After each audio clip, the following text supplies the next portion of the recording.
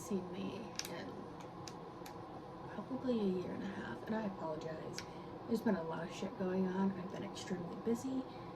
If behind me looks different, that's because I finally moved out of the shitty trailer. And boy, is that a story. That is for a different day, because today we're talking about ghosts. Specifically, my personal ghost stories. Some of them. I have a lot of them. What the fuck is going on here? I'm a mess, as usual. Welcome to the shit show. Okay, so I don't know what's gonna happen with this makeup look. Either I'm gonna look fantastic, or I'm gonna look worse than I do now. Whatever. I also have a sippy sippy here that at some point in this video I may or may not dump on the floor or knock over and possibly dump all over my crotch, but if I do, you laugh at me, whatever. But I think the first good story that I'm going to tell you about really isn't like my first ghost experience, but this happened when I was about 3 or 4, and my great-great-grandmother had passed away. And beforehand,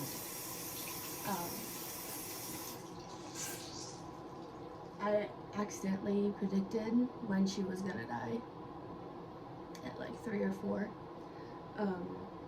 I do remember I wasn't afraid, but she was very sick. She was in and out of the hospital and whatnot. I'm not positive what she had. She had something wrong with her. I'm not sure what that was, but she was extremely sick, in and out of the hospital, and I distinctly remember her showing up in my room in the middle of the night. She looked like her. She was wearing white. She had like really bright white light around her. It was weird.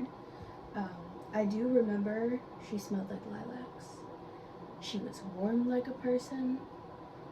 And by warm, I mean like she used to sit under the covers with me and talk to me and read me stories. And she was warm like a real person. And at some point, I had, told my parents about this. And they're like, oh no, like, she wasn't here. Like, she's been in the hospital.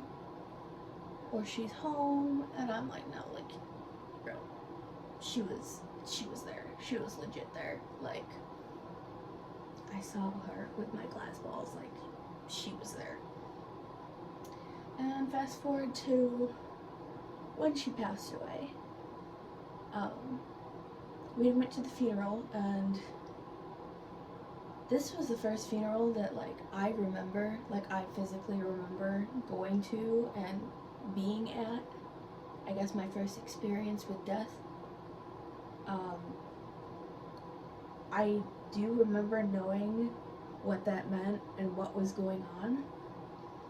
And you guys know how, like, I don't know how funerals are around wherever you guys live or what you've experienced, but they had, like, this, it looked like a bench. It was about, like, maybe, like, an inch or 2 in size, and it was about not even an inch tall, maybe 2 inches tall, and you, like, I guess you would kneel on it and, like, pray, and it was directly in front of her casket where she was. And I remember going up there with my dad. My bio mom was there. I don't really remember much of her that day. I don't know why. I just don't.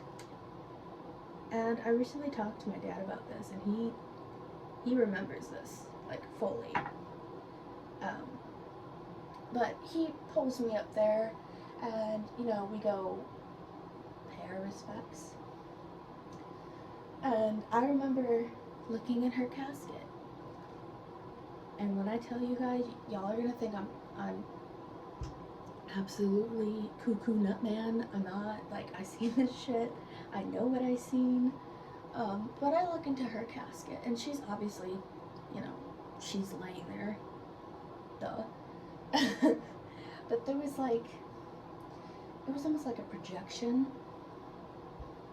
like, over her, of her body. And I could see her body there. But the projection, she had her eyes open, like this projection thing that I seen. And she had her eyes open, and she was looking right at me. Scared the shit out of me. Absolutely terrified me. And I do remember asking my dad, like, is she gonna wake up? Like, is she sleeping? And he's like, no, she went home with Jesus. Like, she's not sleeping. She's not here anymore. And when I seen what I just described, this like projection thing, I looked at my dad. I'm like, can we, you know, go sit. Like, I don't want to be up here. Pretty sure I threw a fit, started crying, and freaked out. And my dad was, you know, finally reluctant. Was like, okay, we'll go sit down. We'll go sit down. Like, it's okay. And this funeral home, this was a big ass funeral home, like huge. There was like 3 different buildings. And so the building that we first went into was like, you know,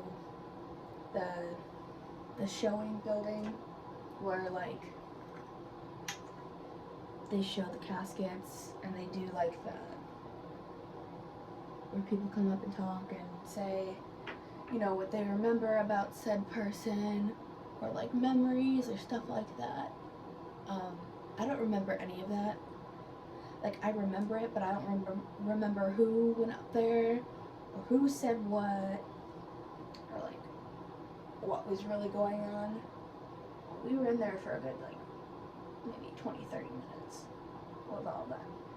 And then the other 2 buildings, one was like an office building / like mortuary where they would keep the bodies, and like the morticians would do their job and, you know, get the people ready for their funerals.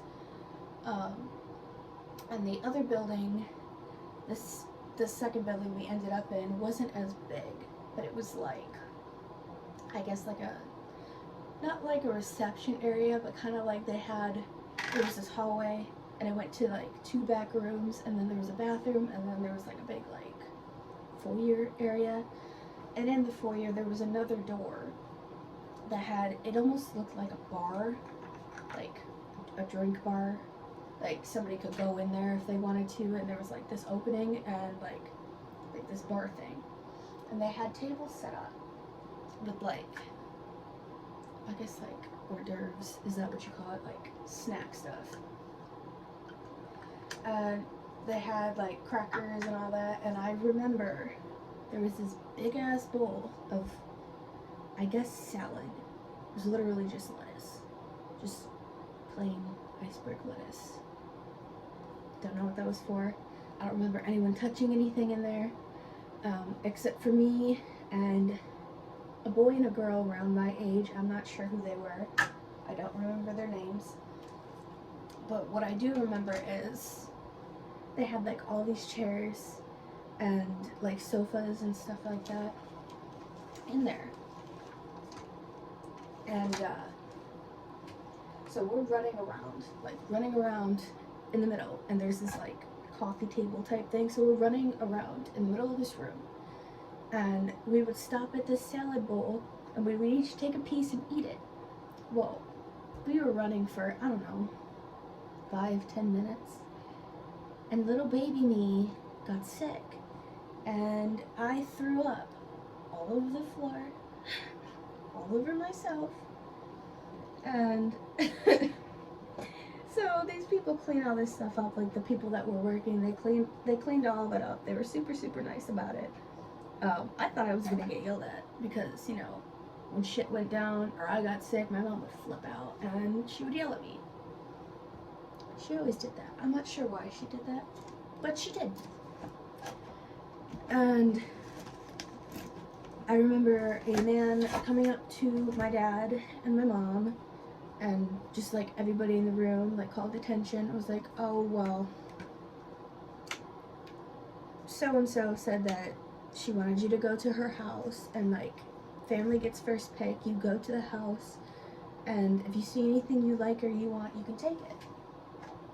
And so we go from the reception area, from this, what do you call it, funeral home, and we drive to my great-great-grandmother's house. And there was quite a few of us. Like, obviously, there was some, like, close friends of hers that she considered family that went to. Some people left after the funeral because they just, I guess, didn't want anything or weren't interested in any of that. So we get there, and I remember the smell of the house. Like, I don't really have memories of this grandmother because it's been like a long time ago. And so we get there, and in the living room, she's got like this god awful carpet. Like, I mean, this was like a mix between hunter green and like turquoise, and it was like a shag carpet. It's the ugliest thing I've ever seen. And she had all these like weird tchotchkes and shit. Like, she collected a lot of weird shit. Which I guess I got that from her because I collect weird shit too. A lot of weird shit. Thomas and Marie will tell you. But her house smelled like when you go into an antique store, you know, that weird like old antique-y smell, that, and like potpourri, I guess. Some weird like floral smell. And the way her house was, like, you'd walk in and it was like the living room was this huge living room, and she had these two giant picture windows, one on the wall where the door is, like the outside door is, and then one at the other wall. Like, if you walk in and you look to your left, it's on that wall. And there was a hallway, a few bedrooms, a bathroom, and then if you went all the way to the end of the hallway, there was this wooden door. And this wooden door led down to her basement. And this wasn't a normal basement.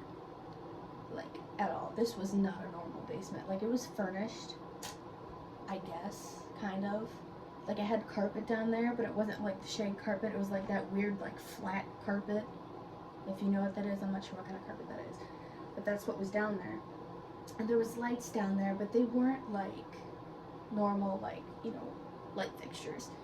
They were light bulbs on strings with like pull strings so you could turn them on. And they would swing. And when they would swing, the light would get dispersed, and like certain parts of the basement would get like really, really dark. Like creepy dark. Like, can't see your hand in front of your face dark. And this basement wasn't, I mean, it wasn't super dark. Like, you could see, but it wasn't like super lighted like upstairs. So I went downstairs in the basement with my dad, and I remember the first thing that I seen, she had this little like walk-in cubby type thing. Not like a hallway, but like just like this cutout. And it had shelves at the back and shelves on the side, and that's where she would put her like canning stuff, because she used to can stuff all the time, like green beans and jams and, you know, shit like that. And there was a few other people down there with us that had went down there before we did, and so there was maybe 4 or 5 of us down there, I would think. There wasn't very many of us. Most people were upstairs, like in her bedroom, and, you know, everything upstairs, going and looking in the kitchen, things like that. And so we're down there, and we go in this back room, like this really creepy back room. And she had shelves in there, and I mean, these shelves were full of shit. Like tchotchkes. She used to collect these like really creepy owls. Not like I guess taxidermy, but they were like weird taxidermy. Like they weren't done well, if that makes sense. Like they were creepy as shit. If I can find the photo, I'll put it in here. But me, Marie, and Thomas went to, I believe it was Micanopy, and we also went to go see where this writer lived that wrote The Yearling. And there was a Yearling restaurant, and there was a fox in there, and it was a taxidermy fox. Looked like shit. Like this thing. I'll insert the picture somewhere here.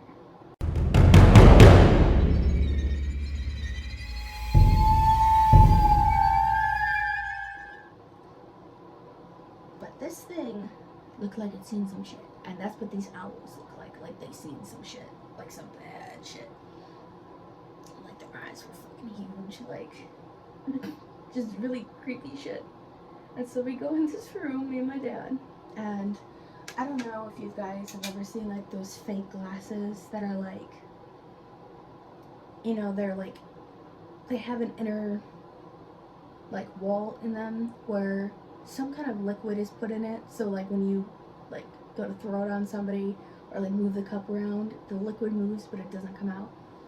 It was like that. It was about this big, and it looked like a champagne glass but like a mini version, and it had this orangish red liquid. And I remember my dad picking it up and turning around and showing me, being like, oh, this is cool. And he took that, and I had grabbed some kind of little music box, like it was little, like really little. It was one of those music boxes where, like, when you turn the crank and you open it, there's a mirror, and there's a little ballerina dancing around in it. I ended up breaking this that day, because I got the shit scared out of me. That's coming up. But I grabbed that and, like, a teddy bear. And all of a sudden, I remember hearing this woman's voice. And it was like, oh my god. I'm pretty sure it was my great-great-grandmother's sister. One of her sisters. I don't remember what her name was, but this lady was scary as shit. A big lady. She was scary as shit. All of a sudden we hear, get the fuck out! Get out of my house! You don't belong here! All of it's mine! And she's like freaking out. And I remember turning around and looking up the basement stairs through the open doorway of the room that we were in. And there's this lady standing in the doorway, like looming at the top of the stairs to the basement, freaking out at everybody, screaming downstairs at us for us to get the fuck out. And when she screamed, I dropped that music box and I broke it. And I left that right on the floor because I was like, I'm not going back down there. I am not going back in that house. I don't care. I guess I didn't need it. So we go up the stairs, and I'm scared shitless. So my dad picks me up and carries me up the stairs. And we get to the top of the stairs, and this lady moves aside. And obviously I had this teddy bear that I'm telling you about that I had taken, because I was told I could take stuff if I wanted to. And little me wanted this teddy bear. It was like one of those, like, is it Behringer or something like that. It was one of those like really expensive teddy bears. It was about this big, and it had like the joints that move, and it was white, and it had a pink bow on it, and I loved it. We get to the top of the stairs, and this lady yanks this bear away from me and says, that's not yours, it's mine. And the way this woman looked at me, she had so much rage in her eyes. Even to a little kid, like, you don't even know me, lady. Like, you're mean. And I remember getting scared and, like, burying my face in my dad's shoulder. And I started crying. And so we get outside. And at this point, this lady's in there throwing shit and screaming at everybody. And someone else had went in there and, like, tried to calm her down because she's flipping out at this point. Like, she's losing it. And so someone had went in there to, like, you know, calm her down and try to get her to, like, chill out. It didn't work. She didn't chill out. But I remember getting in the car, and my grandma Kastner, my dad had opened the window. and she like stuck her head in the window. It was like, oh, it's okay, don't cry, like it's okay, you're okay. And I was just crying in the back seat because I was scared to death. And so where this funeral was, it was like really far away from where we lived at the time, and I don't think it was at my childhood home, what I consider my childhood home. It might have been at the trailer we lived at from between, I was there as a newborn, and we were there till I was about 4.5. So it was probably that. But where we went was like hours away from our house. And we drove home, and my parents never spoke about it again. I don't know why, but they never did. Fast forward to when we're in my childhood home, like the actual house. This house was extremely, extremely haunted. But I would get visited by my great-great-grandma in that house as well. And my mother and my dad told me about this when I was older. My dad is more into paranormal than my mom is. Like, she likes watching scary stuff and like ghost hunters and things like that, but I guess when it's like real shit in your face, she flips out. So I was told that I would talk to my grandma.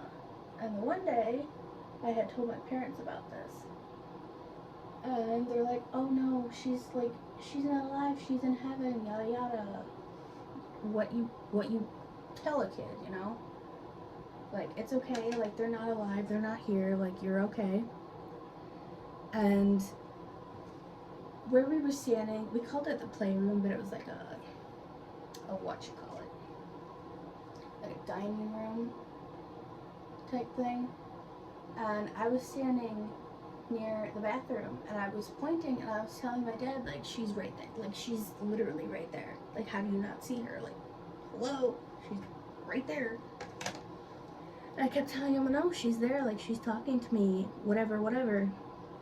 And I guess my mother had told me, like, you know, if she's there, ask her to get this book for you. She had this antique, like, bookshelf. And, like, it was, like, one of those bookshelves that you could, like, turn into like a desk. It had, like, this drawer you could pull down. It would turn into a desktop. And it had a mirror on the top of it and, like, 2 shelves. And then there was shelves on the bottom for, obviously, books. That's what she used it for. But, that's what she had. And she had, like, you know, I guess Danielle Steele books. She read a lot of Stephen King. And I don't remember, and they don't remember what book it was.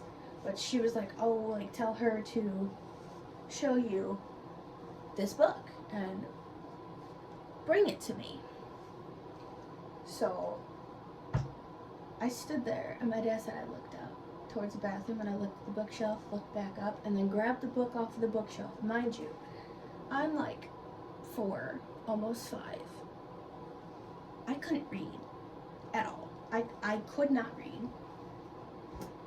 And I guess I brought this book over to my mom. I was like, okay, here, mommy, like, here's the book you asked for. And it was the exact book she asked for. I couldn't read. Like, I can't explain it, like, how I knew what book, but I brought her that book. So, fast forward to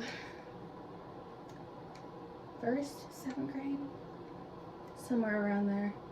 I'm like 6 or 7, and I swear to you that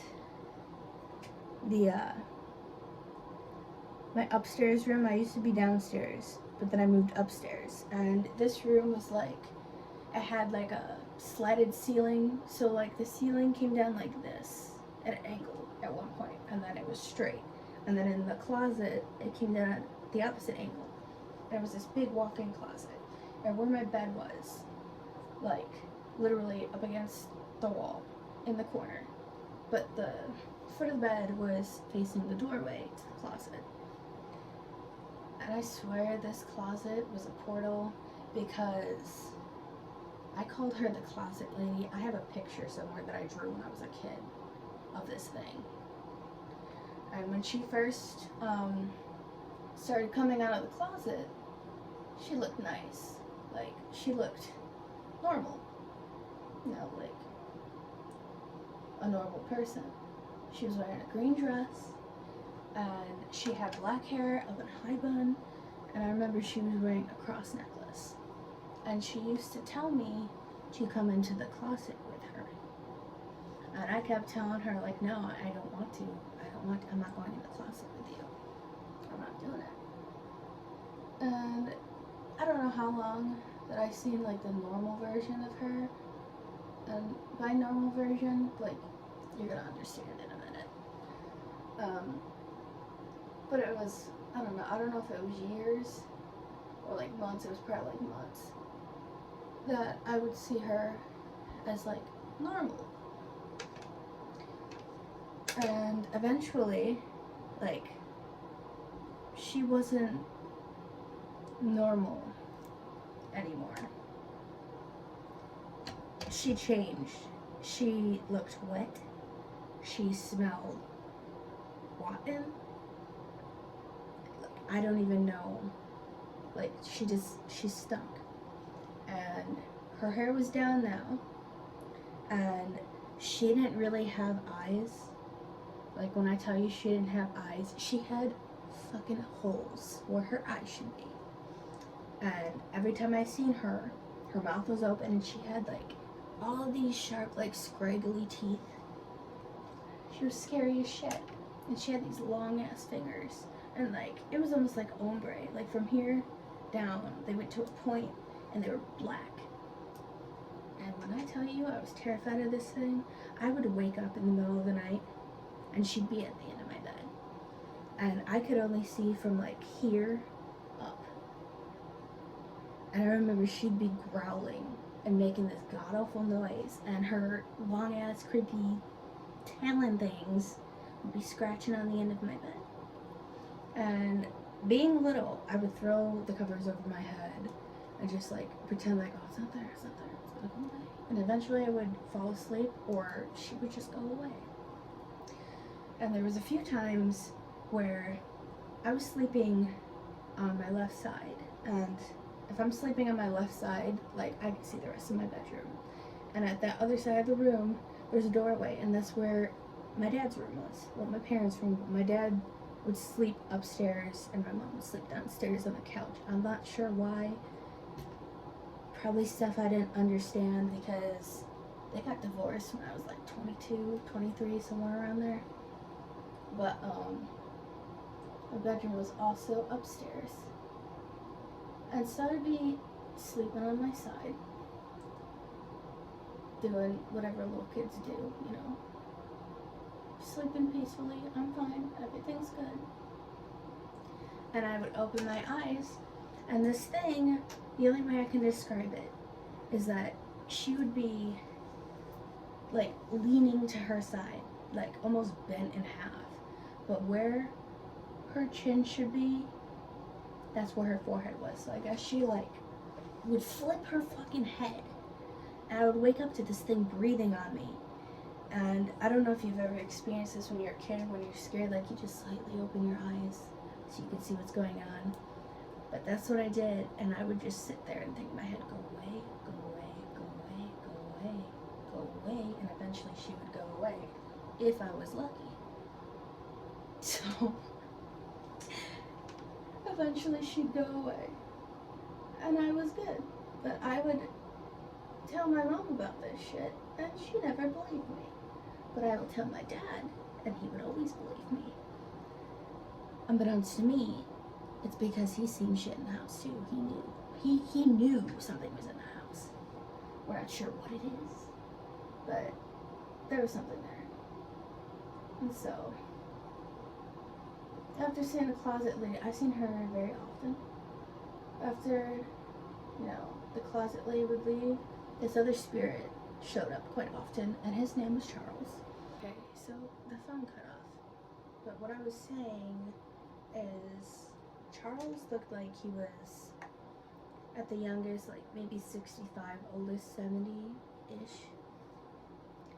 And he would come out of my closet, and he was nice. He just scared the fucking shit out of me all the time.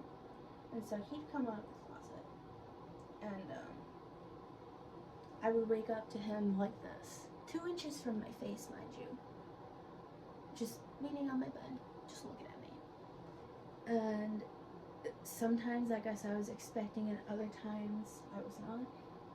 And he'd just be like, oh, I just want to talk, like, I just want to talk. And he'd sit there and talk, and I really do not remember, to be honest with you, I do not remember what he said to me or anything that he told me. But there was few times where I woke up and got so freaked out that I would wake up screaming, because you know, you wake up and something's this close to your face and it's an unknown person that doesn't live in your house.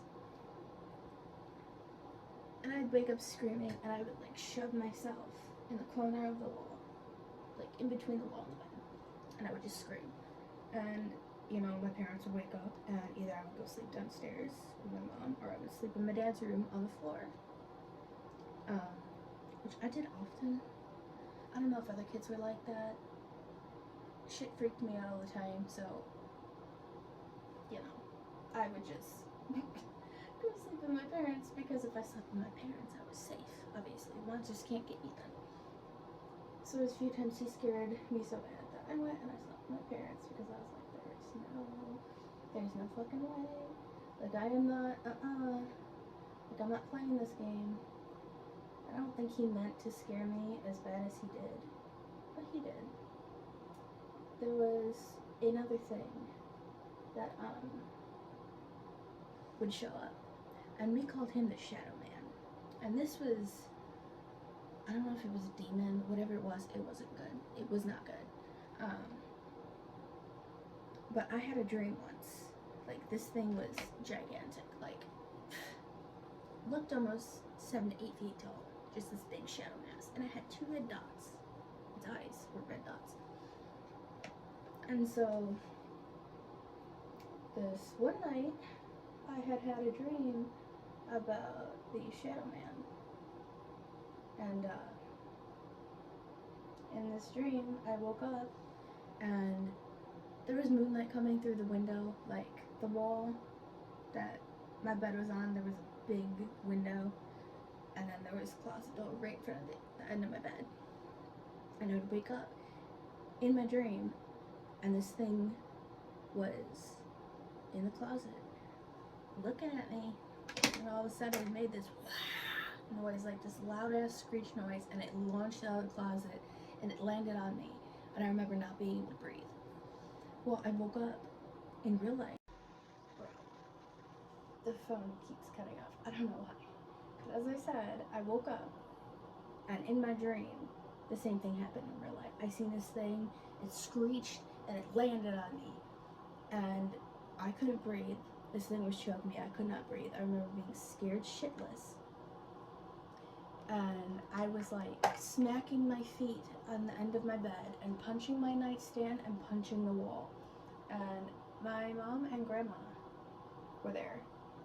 And I don't know what time of night this was, like, at all, but they were up. They were watching TV downstairs, doing whatever they were doing. And they came upstairs. And right when they came upstairs and turned on the light, it let go. Well, I had black handprints on my neck for about 30 minutes after this thing attacked me, and never attacked me again. But I remember it. I remember being scared shitless. But yeah. Another time, we had a pool, and we had this big ass backyard. And if you're like, you walk outside and you're looking at the pool, to the left hand side of the pool was this big like bush that grew flowers, and I'm pretty sure they were lilies. And you know, during the day you could go all the way to the backyard past this bush, but when it got dark outside, You did not do that. Because that shadow thing lived in the backyard, in the darkness, in the woods. I don't know where the fuck it came from, but that's where he was.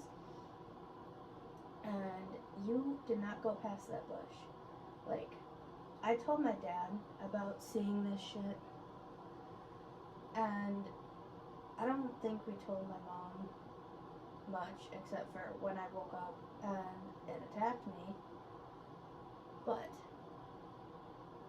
one night I had taken the dogs out, and we had, at that time, we had these 2 Westie Pomeranians named Bud and Lou.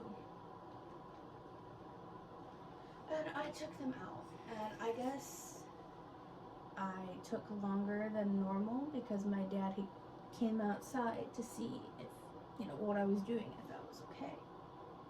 And so he comes outside, and he said that I was standing there looking into the backyard, and he's like, what's wrong? And the dogs are growling, like they see this thing too. And I remember just pointing to this thing,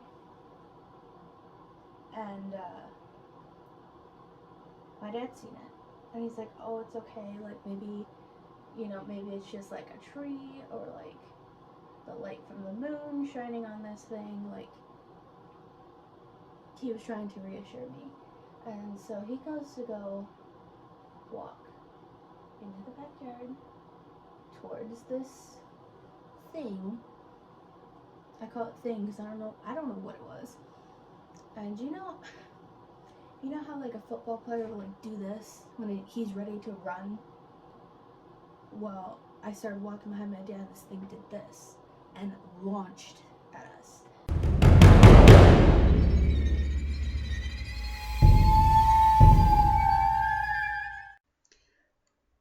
I know y'all are pissed. I'm recording on my laptop camera, that's why it looks like dog shit. But I'm gonna leave you guys on a cliffhanger because I can. So make sure that you stay tuned for the next part of this video because it gets crazier. Also, if you guys want to send me your personal ghost stories and give me, I don't know, some kind of makeup look or special effects look, or give me some prompts and let me create a look for you, I will definitely do that. But peace. I love you guys, and I will see you in the next part of this video. Bye.